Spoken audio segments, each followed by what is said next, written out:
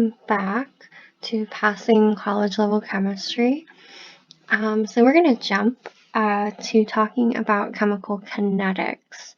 There will be a bunch of videos on chemical kinetics. It's one of the first topics covered in the second semester of general chemistry. And it's a really good skill to kind of knock out at the beginning of the second semester.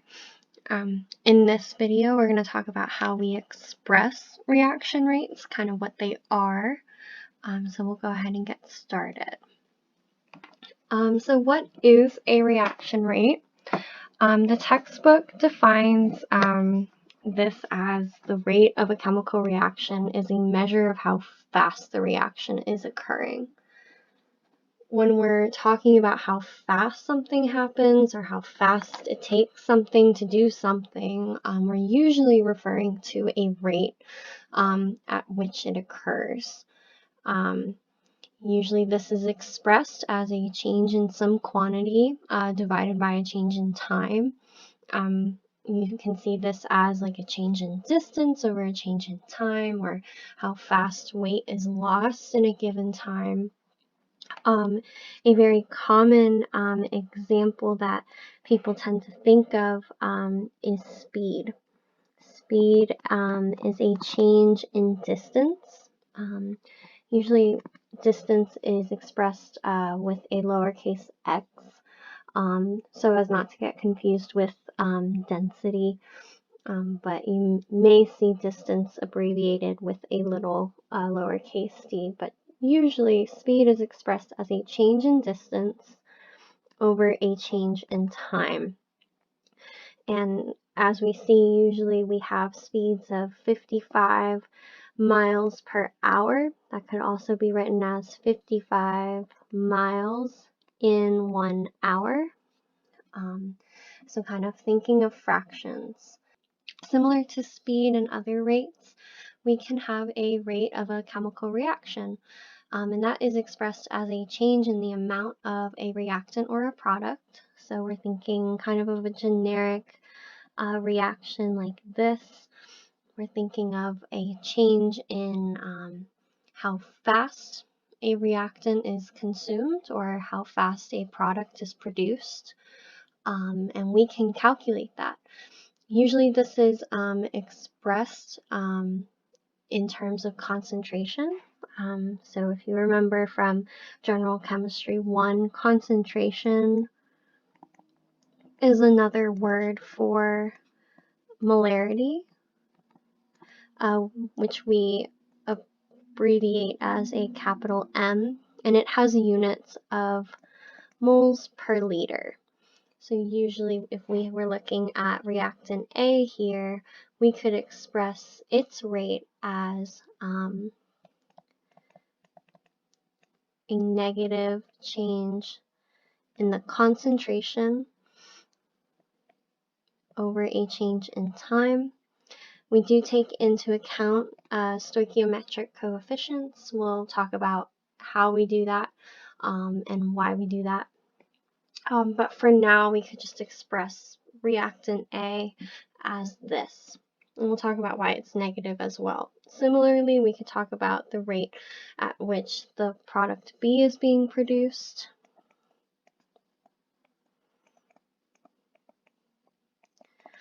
And it has a similar look as well. So again, we're talking about a change in quantity, in this case, a change in concentration over a change in time. So we are considering a more standard reaction, two reactants, two products. I'm just going to write a generic equation. The lowercase letters would be stoichiometric coefficients. So if we were doing a reaction like H2 plus I2. If we had a reaction like this, there are invisible ones kind of just assumed in front of hydrogen and iodine here. That 2 would be the lowercase letter. If we were writing the rate for this, kind of an overall equation that you can use is negative 1 divided by lowercase a, so whatever that stoichiometric coefficient is, multiplied by the change in the concentration of reactant A divided by a change in time. That rate is also going to be equal to the other reactant, in this case reactant B, and it's going to be equal to the rate of product C and the rate of product D.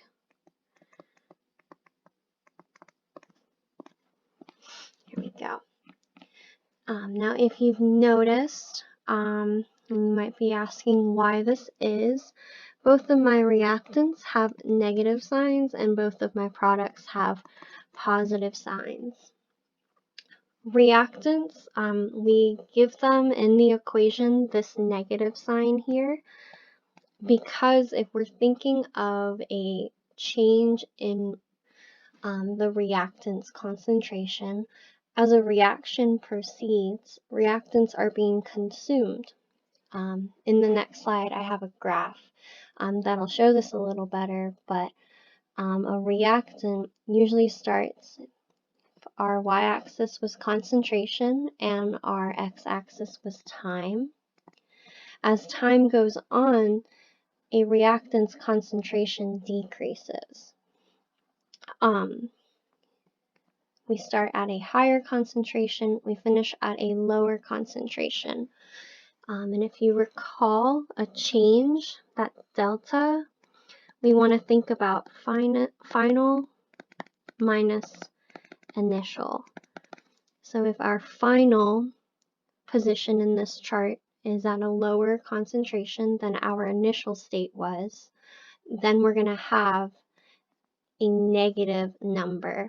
And rates we generally express as positive quantities and positive numbers. So to make that rate positive despite the decrease in concentration of a reactant, we put that negative sign in the equation. And in videos to come, I will do examples where you see how the rate remains positive despite that negative sign. So we can think reactants would usually have a negative rate if we didn't put that that negative symbol in the equation, because the concentration is decreasing. The reactant is being consumed as the reaction proceeds. And I'm abbreviating throughout these videos. I will probably be abbreviating concentration as brackets, but that's analogous to concentration. I'll just put that at the top. Products, they are going to have a positive rate. If I erase this and instead of discussing reactants, we were talking about products, from time 0 to the end of a reaction, products are being produced. Initially, there's no product, so we would start at 0, and as time goes on, that product's concentration is increasing because more of it is being produced as time goes on. So our initial would be 0, our final is at a higher concentration, so we're going to have an overall positive change in concentration for products. That's why we don't have a negative sign in here. We don't need to make that rate positive, it's already positive. So I'm going to say it'll have a positive rate because the concentration is increasing as the reaction proceeds. In other words, products are being produced. It's kind of redundant, but they are. So We can also think of an example being, suppose you have in a little beaker a sugar cube. Okay, let's say sugar cube. And we add water. That could be our reactant A. And we're putting water, I don't really know how to draw. I'll put it in a ball. We're putting water into that into the flask with the sugar cube.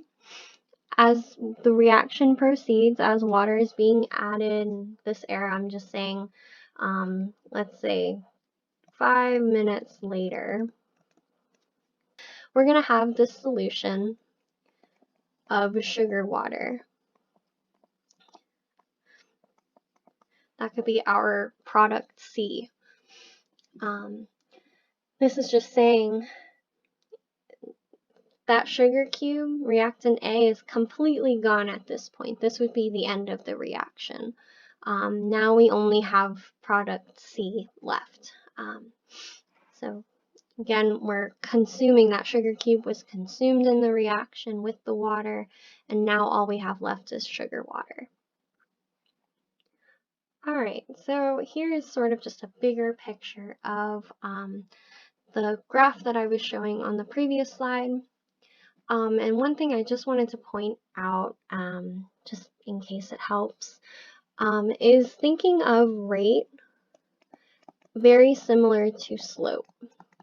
Not exactly the same thing, but in this case, just to simplify it and kind of get you thinking, change in concentration, change in time, we typically graph these as the concentration being on the y-axis and our time being on the x-axis. If we think of rate as our slope, we're looking at a change in concentration, right? Change in concentration over a change in time. Slope is expressed as a change in y over a change in x, rise over run.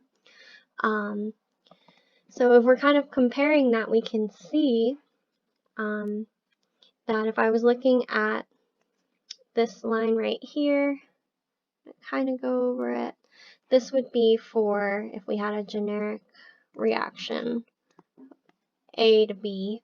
This would be reactant A. This line right here, this curve would be representing product B. And if we were looking at A, reactant A, if I started here, maybe this is at a concentration of 5. It's very, very high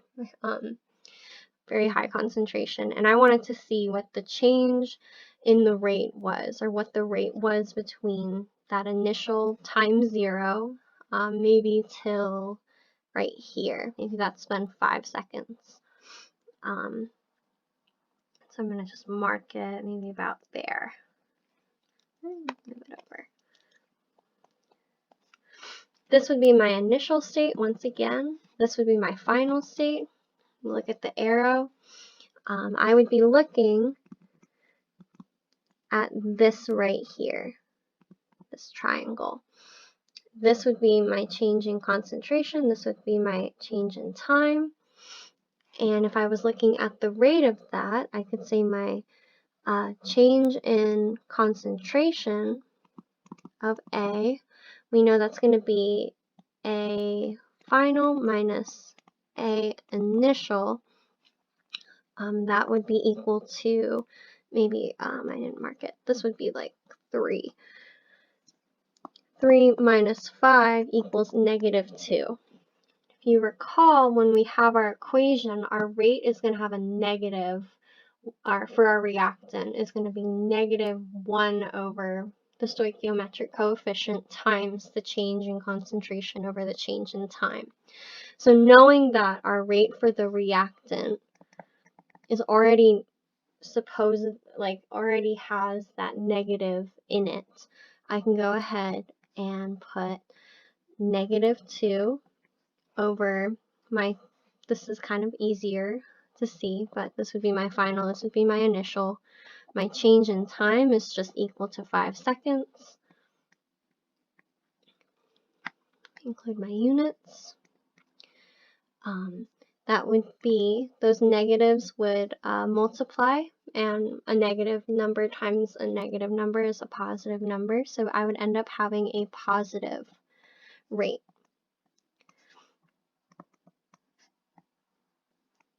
I can actually just combine that. So that would be my rate of the reactant. And that's how we can see that those negative numbers are going to cancel out. If we're starting at an initial state that has a higher number and finishing at a final state with a lower number, we're going to have a negative change in what we're looking at. So the rate equation takes care of that by already including that negative number. In the next video, I'm going to do an example of having a given reaction and then writing the reaction rates for those. So we'll be working on that next. Thank you for watching. If you have any questions, again, just please leave them in the comment section. Thank you for watching.